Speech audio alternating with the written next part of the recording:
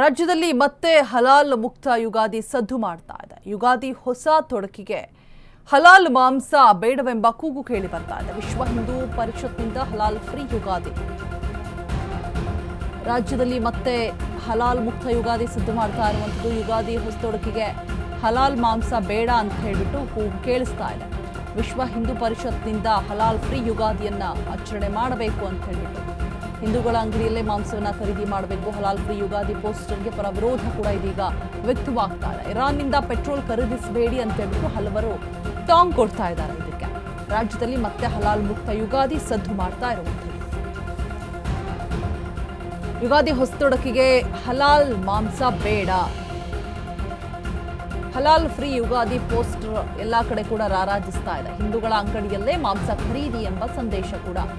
ಹಲಾಲ್ free Ugadi ಪೋಸ್ಟರ್ಗಳಿಗೆ ಇದೀಗ ಪರ ವಿರೋಧ ಚರ್ಚೆ ವ್ಯಕ್ತವಾಗ್ತಾ ಇರುವಂಥದ್ದು. ಇರಾನ್ನಿಂದ ಪೆಟ್ರೋಲ್ನ ಖರೀದಿಸಬೇಡಿ ಅಂತ ಹೇಳ್ಬಿಟ್ಟು ಹಲವರು ಟಾಂಗ್ ಕೊಡ್ತಾ ಇದ್ದಾರೆ. ಯುಗಾದಿಯ ಹೊಸ ತೊಡಕಿಗೆ ಹಲಾಲ್ ಮುಕ್ತ ಯುಗಾದಿಗೆ ಇದೀಗ ಪರ ವಿರೋಧದ ಚರ್ಚೆಗಳು ಕೇಳಿ ಬರ್ತಾ ಇದೆ. ಹಿಂದೂಗಳ ಅಂಗಡಿಯಲ್ಲಿನೇ ಖರೀದಿಸಬೇಕು ಮಾಂಸವನ್ನ ಅಂತ ಹೇಳ್ಬಿಟ್ಟು ಪೋಸ್ಟರ್ಗಳನ್ನ ಹಚ್ಚಿದ್ದಾರೆ. ಹಲಾಲ್ ಮುಕ್ತ ಯುಗಾದಿ ಅಂತ ಹೇಳ್ಬಿಟ್ಟು ಇರಾನ್ನಿಂದ ಪೆಟ್ರೋಲ್ ಅನ್ನು ಖರೀದಿ ಮಾಡಿಬಿಡ್ರಿ ಅಂತ ಹೇಳ್ಬಿಟ್ಟು ಹಲವರು ಟಾಂಗ್ ಕೊಡ್ತಾ ಇದ್ದಾರೆ. ಹಲಾಲ್ ಫ್ರೀ ಯುಗಾದಿ ಪೋಸ್ಟರ್ಗೆ ಇದೀಗ ಪರ ವಿರೋಧ ವ್ಯಕ್ತವಾಗ್ತಾ ಇರುವಂಥದ್ದು.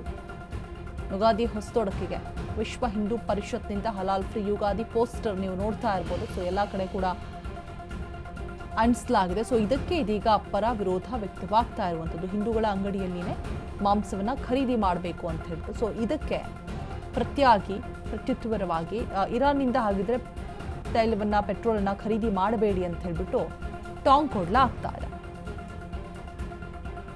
ಪರ ವಿರೋಧ ಚರ್ಚೆ ಕೂಡ ಆಗ್ತಾ ಇರುವಂಥದ್ದು. ಕಾದು ನೋಡಬೇಕು ಇದು ಯಾವ ಹಂತಕ್ಕೆ ಹೋಗಿ ತಲುಪತ್ತೆ, ಯಾವ ರೀತಿಯಾದಂತಹ ತಿರುವುಗಳನ್ನ ಪಡೆದುಕೊಳ್ಳುತ್ತೆ ಅಂತ ಹೇಳ್ಬಿಟ್ಟು. ಮತ್ತೆ ಹಲಾಲ್ ಮುಕ್ತ ಯುಗಾದಿ ಸದ್ದು ಮಾಡ್ತಾ ಇದೆ ರಾಜ್ಯದಲ್ಲಿ.